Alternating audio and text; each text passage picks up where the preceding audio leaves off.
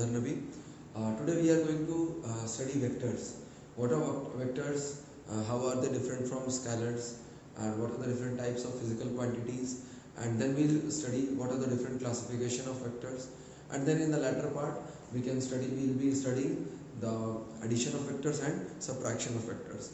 So guys, there are certain physical quantities which are broadly divided into vectors and scalars. So what are physical quantities first?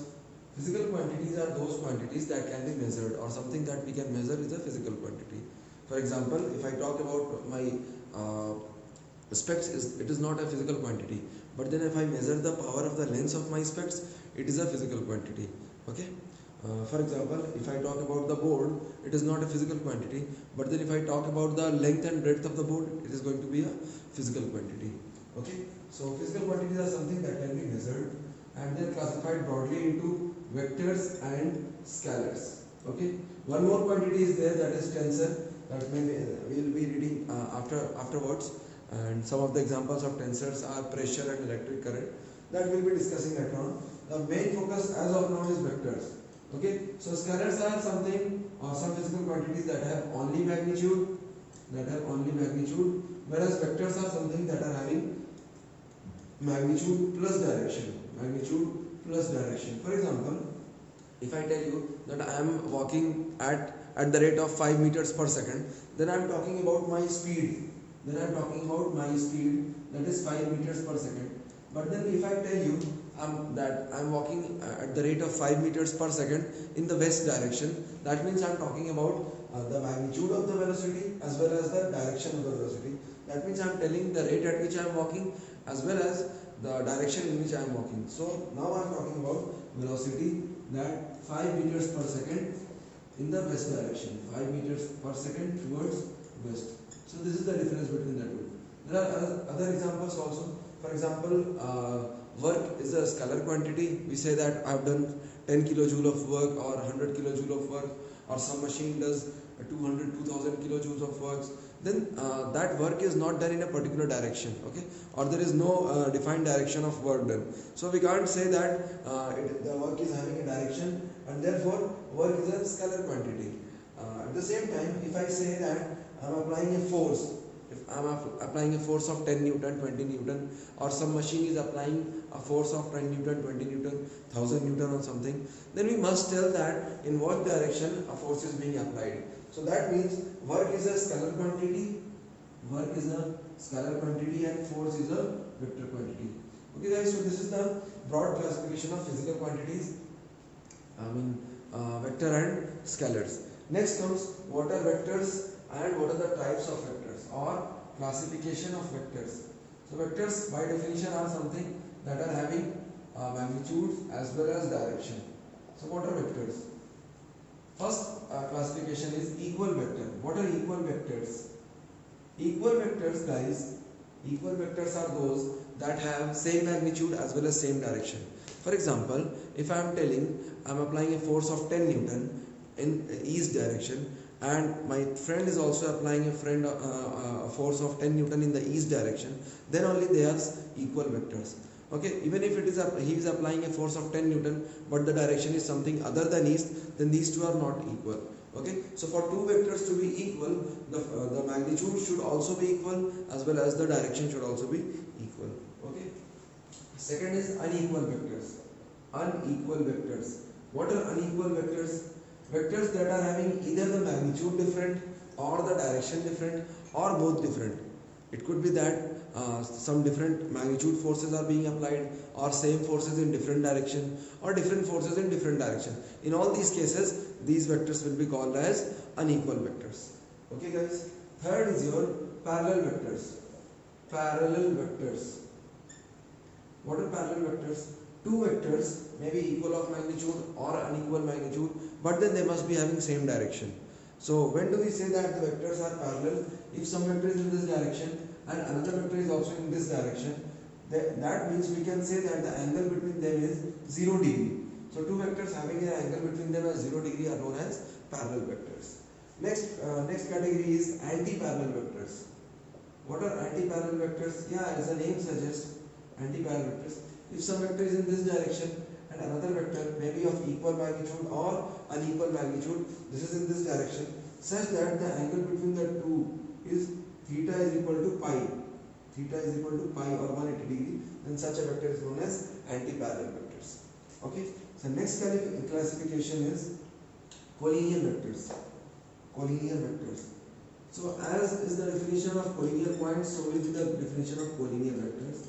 Now what are collinear vectors? Vectors passing through same line. Vectors passing through same line. Collinear points are the points that lie on the same line. Collinear vectors are the vectors that are passing through same line. For example, this is a vector and this is another vector, and both are having the same line of action. Both are having the same line of action. Then such vectors are known as collinear vectors. Okay. Next is coplanar vectors. Coplanar vectors. What are coplanar vectors? Coplanar vectors are those vectors that lie in the same plane.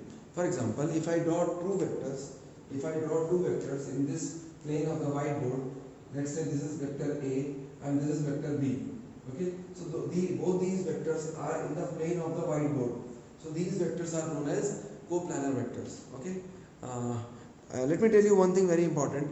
For any two vectors are always coplanar. For example, how do a plane comes into picture? It is combination of two axes. Okay, for example, if this is y axis, this is x axis, then the combination of both is going to be xy plane. Now xy plane can be like this, it could be like this, it could be like this. So any combination of two planes is going to make a coplanar vector. But then if third axis come into play, or if third vector comes into play, it is not necessary that all the three vectors will be coplanar. See, if it is like this, it is going to be coplanar. But then if it is like this, it is not going to be coplanar. Okay, if this third vector is not lying in the plane contained by these two vectors, then obviously this third vector is not coplanar with other two vectors. Okay, so coplanar vectors are those that lie in the same plane. Okay, next is collinear coplanar. Next is your unit vector. Unit vector. What is a unit vector? Actually, guys, the vectors are represented by this sign. If I am representing a vector A, I have to just put a arrow above it.